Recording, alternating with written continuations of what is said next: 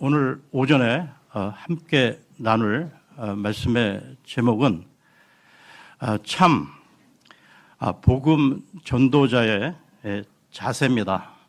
참 복음 전도자의 자세. 오늘은 데살로니가 전서 두 번째 시간으로 지난 시간에 구원받은 자에게 나타나는 세 가지 증거에 대해 살펴보았고요.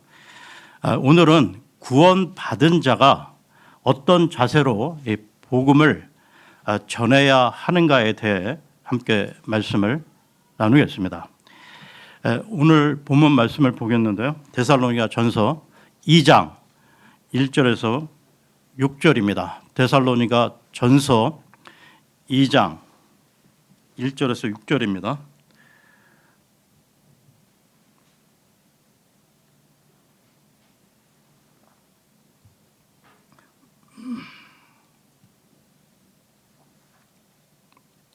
형제들아, 이는 우리가 너희에게 들어간 것이 헛되지 아니하였음을 너희 자신이 알고 있기 때문이라. 그러나 너희가 아는 바대로 심지어 이전에 우리가 빌립보에서 고통받으며 수치스러운 대우를 받은 뒤에도 우리 하나님 안에서 우리가 담대하여 많은 다툼과 함께 너희에게 하나님의 복음을 전하였노라. 이는 우리의 권면함은 속임수에서 난 것이 아니요 불결함에서 난 것도 아니며 기만으로 인한 것도 아니기 때문이라. 다만 우리가 하나님께 허락을 받아 복음을 위탁받은 대로 우리가 그렇게 말하는 것이니 사람들을 기쁘게 하려 함이 아니요 오직 우리의 마음을 시험하시는 하나님을 기쁘게 해 드리려 함이라. 이는 너희가 아는 바대로 우리는 어느 때라도 아첨하는 말들을 사용하지 않았고 탐심의 가면도 쓰지 않았기 때문이니 하나님께서 증인이시라. 우리가 그리스도의 사도들로서 너희에게 짐을 지울 수도 있었으나 우리는 사람들에게서 영광을 구하지도 않았으며 너희에게나 다른 자들에게서도 지금까지 영광을 구하지 않았느니라. 여러분, 그 신약 성경에 그 여러 교회들이 등장하고 있는데요. 그렇다면 이 바울이 이 복음을 전했던 이 데살로니가 교회는 어떤 교회였을까요? 그러니까 데살로니가 교회는 지난 시간에 살펴보았듯이 하나님께서 기뻐하시는 교회, 그리고 믿음의 소문이 각처에 퍼진 교회, 또한 교인 모두가 하나님께서 택하신 구원받은 자녀임이 확실한 교회였다는 것입니다. 여러분, 그러니까 바울 그 전도팀이 데살로니가에서 이 복음을 전한 기간은 불과 3주에 불과했다는 것이죠. 그것 그 유대인들뿐만 아니라 많은 이방인들이 예수님을 믿고 돌아오자 다른 유대인들은 이 바울을 시기하며 이 불량배들을 동원해 폭동까지 일으켰다는 것입니다. 그래서 이 바울과 실라는 야밤에 그 데살로니가를 떠날 수밖에 없었던 것이죠. 그러니까 극히 짧은 기간 동안 이 복음을 전하고 데살로니가를 떠나온 이 바울은 그 성도들에게 신앙이 염려되어 디모데를 그 데살로니가로 보냈던 것입니다. 그런데 이 디모데를 통해서요 들려온 소식은 대부분 좋은 소식이었습니다. 그래서 이 소식을 들은 바울은 그 성도들을 향해 다음과 같은 엄청난 말을 하게 되는데요. 데살로니가 전서 1장입니다. 데살로니가 전서 1장 4절입니다. 사랑받는 형제들아, 하나님께서 너희를 택하신 것을 우리가 알고 있느니라. 그러니까 이 데살로니가 교인들은 택함 받은 하나님의 자녀라는 것이죠. 그것이 지난 그 데살로니가 전서 1장의 내용이었습니다. 그러니까 오늘은 이어서요 2장의 내용을 살펴보려고 합니다. 그런데요, 이 디모데를 통해 들려온 이 데살로니가 성도들의 그 소식 가운데 바울을 불편하게 하는 내용도 있었다는 것이죠. 즉 바울의 그 대적자들이 이 바울에 대해서요 이 부정적인 그 소문을 퍼뜨리며 그 데살로니가 성도들을 괴롭히고 있었다는 것입니다. 그러니까 마치 이 바울이 사기꾼인 것처럼 종교를 이용해 개인 욕망을 채우려는 사람으로 모함을 했던 것이죠. 이러한 중상모략에 대해 사도 바울은 2장 1절부터 2장 12절까지를 통해 데살로니가에 있을 때의 자신의 행동에 대해 변호하고 있습니다. 오늘은 2장 1절부터 6절까지의 그 본문을 통해서요, 이 복음 전도자의 참된 자세를 알아보겠습니다. 첫째, 이 복음 전도자의 참된 자세. 첫 번째는 고난 중에도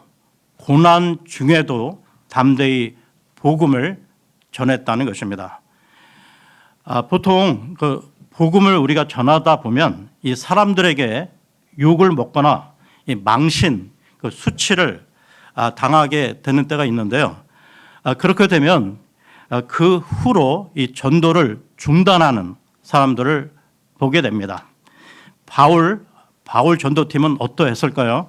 2장 2절을 보겠습니다. 2장 2절입니다.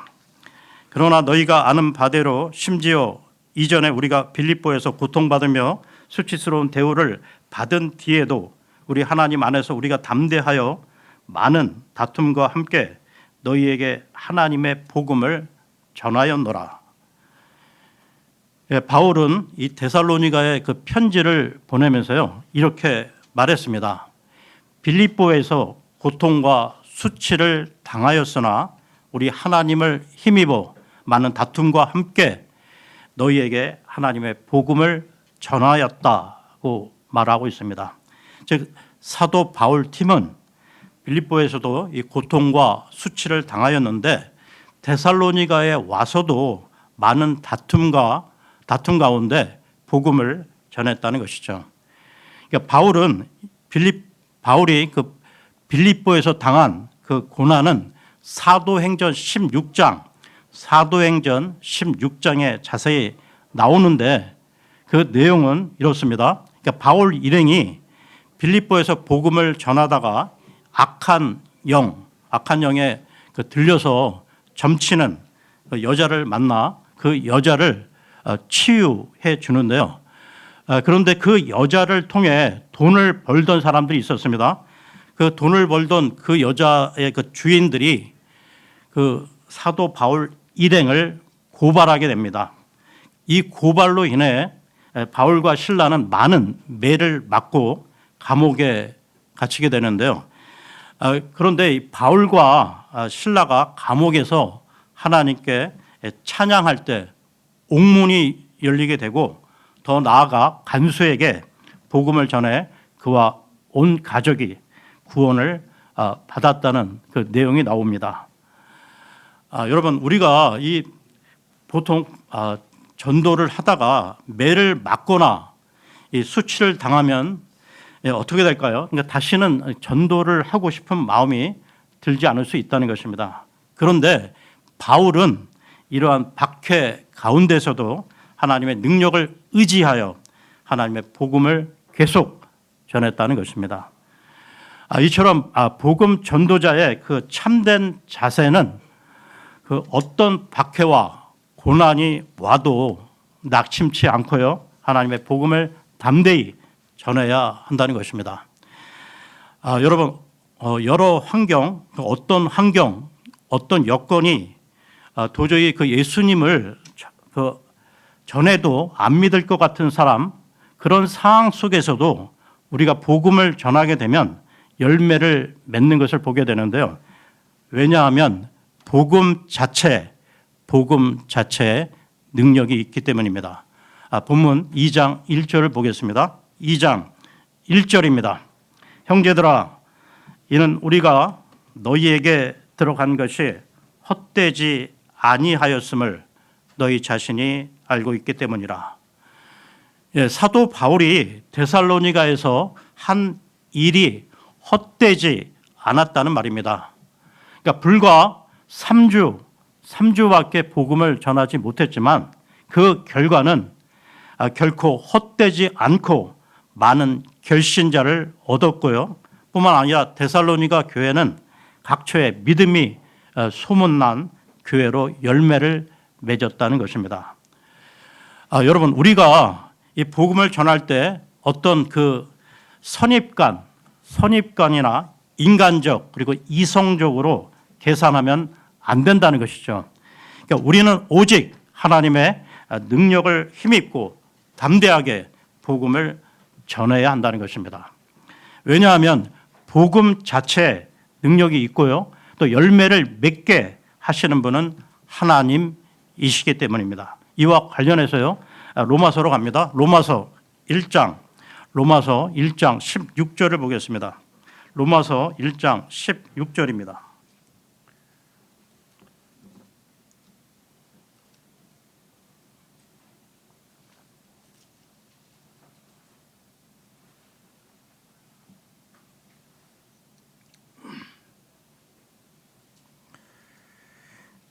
이는 내가 그리스도의 복음을 부끄러워하지 아니하기 때문이니 이 복음이 믿는 모든 자를 구원에 이르게 하는 하나님의 권능이기 때문이라. 먼저 유대인에게요, 또한 헬라인에게로다. 예, 복음은 모든 믿는 자에게 구원에 이르게 하는 하나님의 권능이라고 말씀합니다. 그러니까 사도 바울이 데살로니가에서 복음을 전했더니 수많은 헬라인들과 유대인들이 예수님을 믿고 돌아왔는데요. 그러니까 복음은 하나님의 권능이기 때문입니다. 그러므로 우리는 어떤 상황에서도 이 복음 전하기를 힘써야 한다는 것이죠.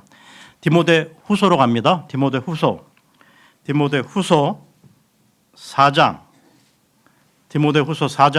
1절 2절을 보겠습니다. 디모데 후서 4장 1절 2절입니다.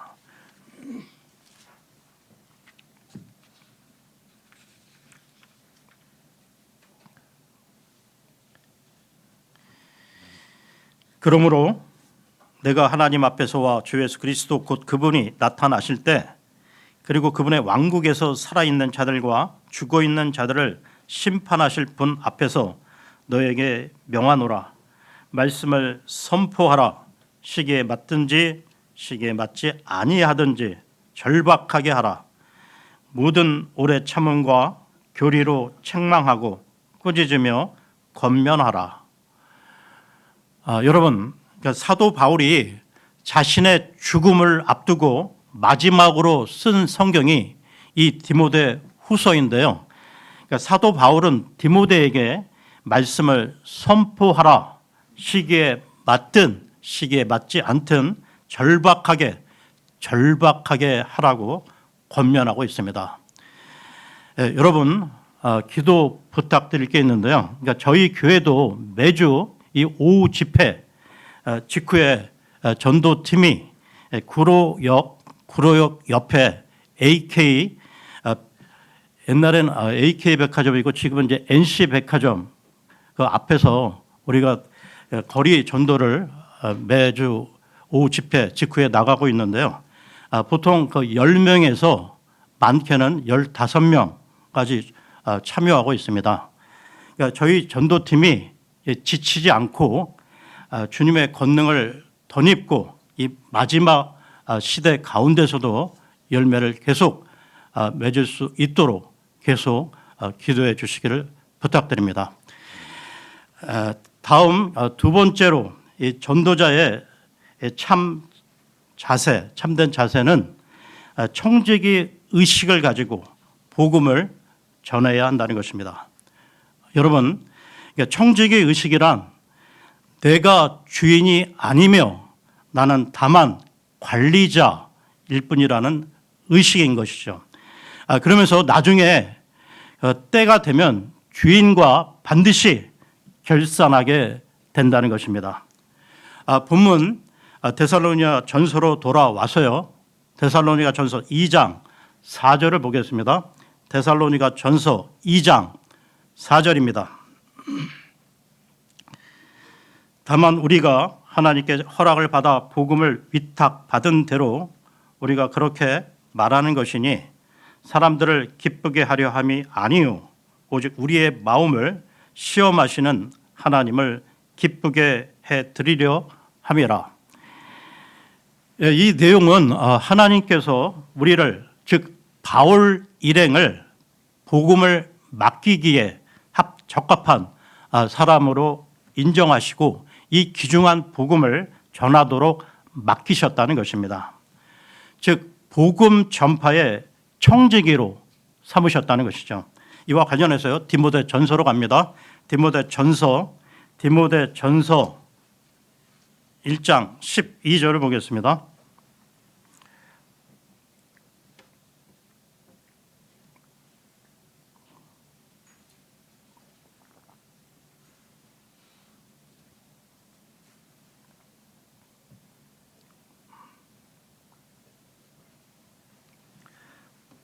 일 장 12절입니다. 그런즉 나를 능력 있게 하신 그리스도 예수 우리 주께 감사드리노라.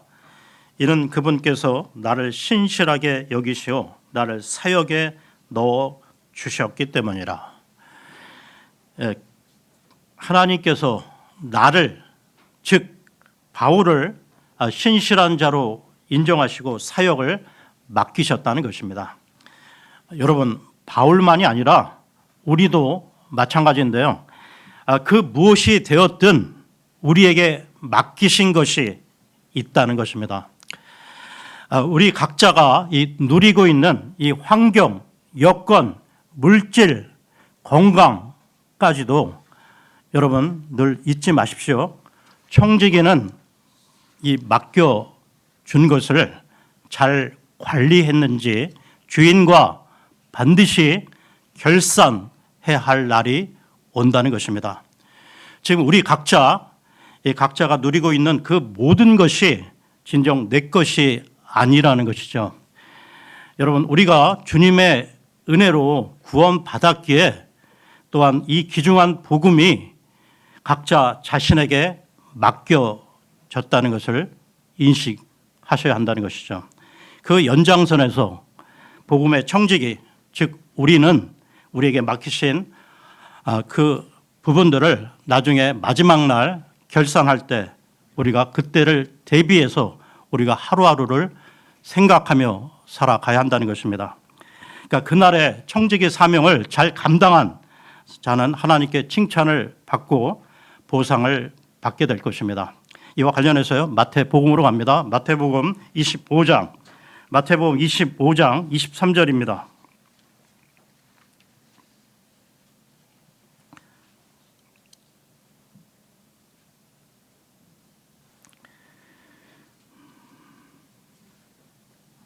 (25장 23절입니다)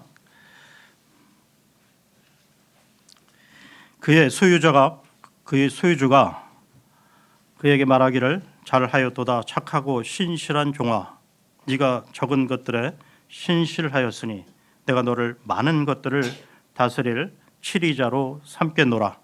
너는 너희 소유주의 즐거움에 참여하라 하였느니라. 앞으로 머지않아 우리의 주인이신 하나님과 결산하는 때가 오게 되는데요. 하나님께서는 이미 우리 각자에게 달란트를 다 주셨다는 것입니다. 그리고 마지막 날 하나님께서는 잘하였도다 착하고 신실한 종아라고 칭찬하시면서요. 적은 것들에 신실하였으니 내가 많은 것들을 네게 맡길 것이니 네 주인의 즐거움에 참여할 것이라고 말씀하고 있습니다. 이것이 하늘에서의 상급 보상인 것이죠. 그리고 이 복음 전도자에게 하나님께서 주시는 특별한 상급이 있는데요. 다니엘서로 갑니다. 다니엘서 12장 3절입니다.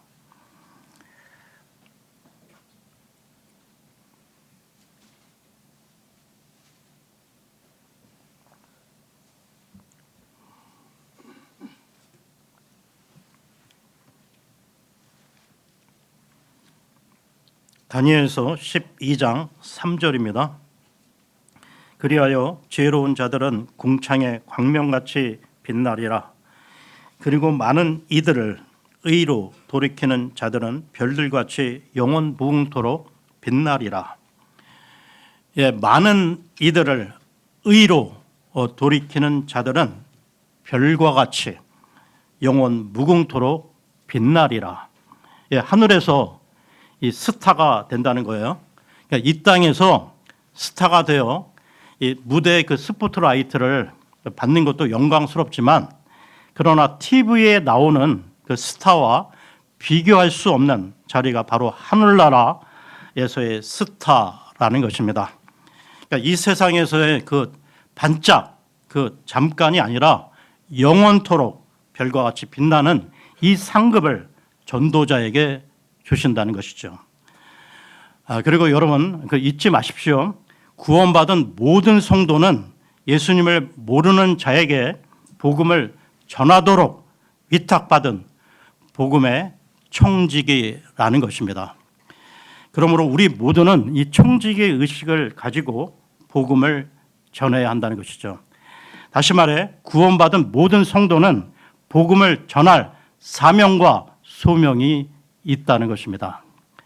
그러니까 선교사나 특별한 어떤 사명자만 복음을 전하는 것이 아니라는 것이죠. 그리고 이 마지막 세 번째로 복음 전도자의 그 참된 자세는 하나님을 기쁘시게 하려고 복음을 전해야 한다는 것입니다. 다시 데살로니가 전서로 돌아와서요. 데살로니가 전서 2장 4절, 데살로니가 전서 2장 4절을 보겠습니다.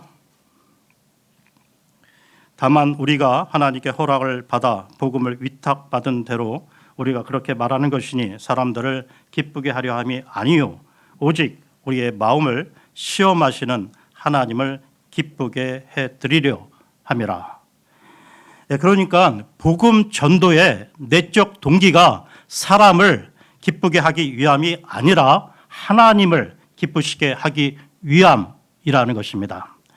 그러면 바울 일행이 어떻게 복음을 전했는지 구체적으로 보겠습니다. 2장 3절을 보십시오. 이는 우리의 권면함은 속임수에서 난 것이 아니요 불결함에서 난 것도 아니며 기만으로 인한 것도 아니기 때문이라. 바울의 권면은 속임수나 불결함이나 기만이 아니었다고 말하고 있는데요. 그러니까 여기서 권면이란 복음을 전하고 예수님을 믿도록 권고하는 것을 말하는 것입니다. 우리는 그 여러 가지 다양한 방법으로 복음을 전할 수 있는데요. 그러니까 어떤 이는 단순하게 예수 천당, 불신 지옥 이렇게 외치며 단순하게 전하기도 하고요. 또한 이 거리 설교를 통해 복음 메시지를 선포하기도 합니다. 또한 길거리에서 이 전도지를 나눠주면서요 복음을 전하기도 하고요. 그리고 때로는 권면을 통해 복음을 전하기도 합니다. 그러니까 여기서의 권면은 전도 대상자에게 이 복음의 내용을 자세히 설명해 주면서요 그 예수님 믿도록 권하는 것입니다. 즉 모든 인간은 죄인이고 언젠가는 죽어 지옥에 가게 되지만 우리의 죄를 해결하신 예수 그리스도를 믿으면 죄 용서받고 영원한 생명을 보장 받는다는 것을 말해 주는 것이죠. 사도 바울은 이 복음을 전할 때 속임수나 불결함이나 기만으로 하지 않았다고 말하고 있습니다.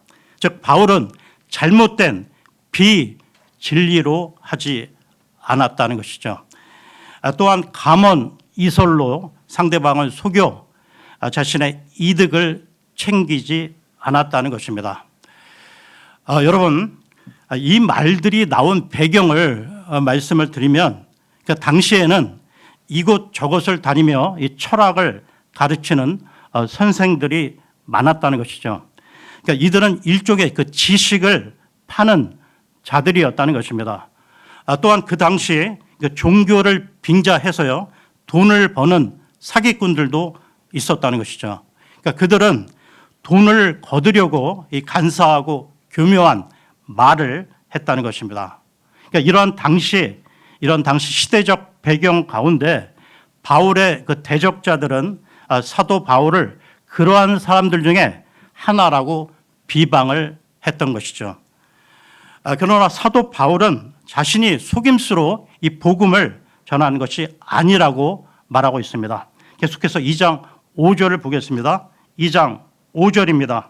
이는 너희가 아는 바대로 우리는 어느 때라도 아첨하는 말들을 사용하지 않았고 탐심의 가면도 쓰지 않았기 때문이니 하나님께서 증인이시라. 바울은 아첨하는 말이나 이 탐심의 가면을 쓰지 않았다고 말하고 있습니다. 그러니까 아첨은 단순히 그 사람을 기쁘게 하려는 말인데요. 지금 우리 시대로 말한다면 교인 한 사람을 얻으려고 그 사람에게 아첨하지 않았다는 말입니다. 그러니까 오직 하나님을 기쁘시게 하고자 정직하게 복음을 전했다는 말입니다. 그리고 탐심의 이 가면을 쓰지 않았다고 하는데요.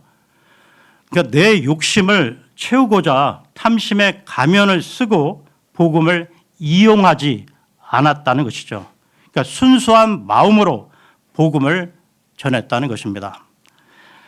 여러분, 그 사도 바울 시대만이 아니라 오늘날도 이단들은 이 아첨하는 말과 이 탐심의 가면을 쓰고 온갖 그 감언이설로 사람들을 속이고 있다는 것입니다.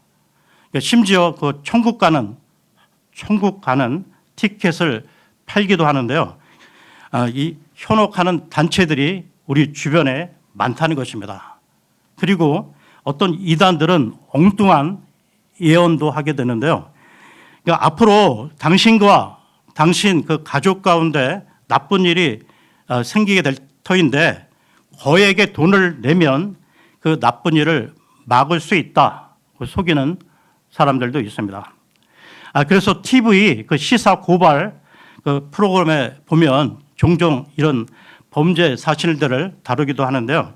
그러니까 그 이단 단체들은 한마디로 그 이단 교회들은 사기꾼 범죄 집단들이라는 것입니다.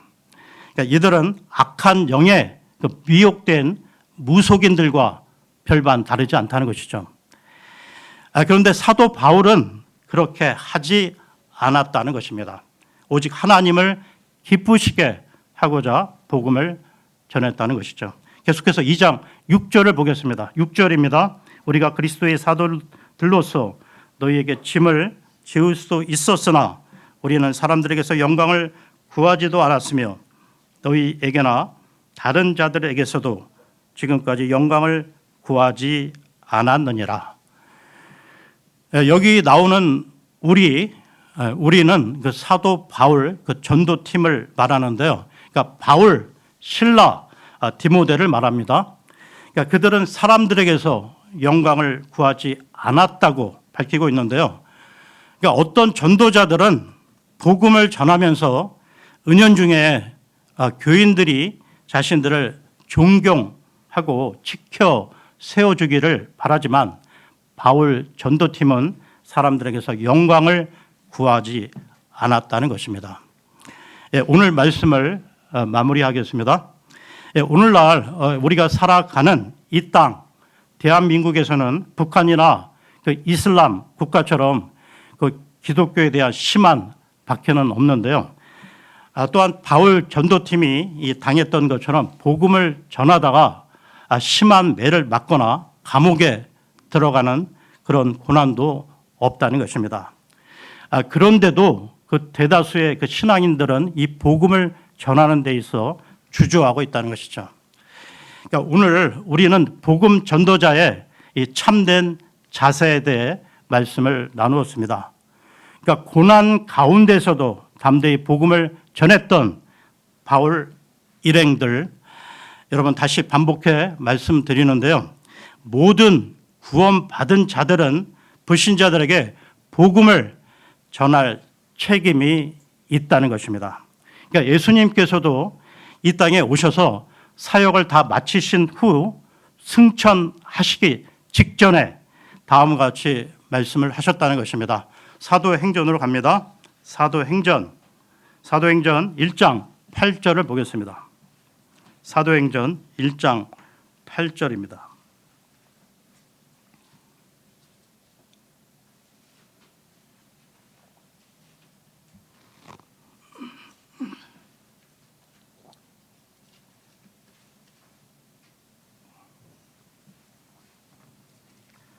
그러나 성령께서 너희에게 임하신 후에는 너희가 권능을 받으리라.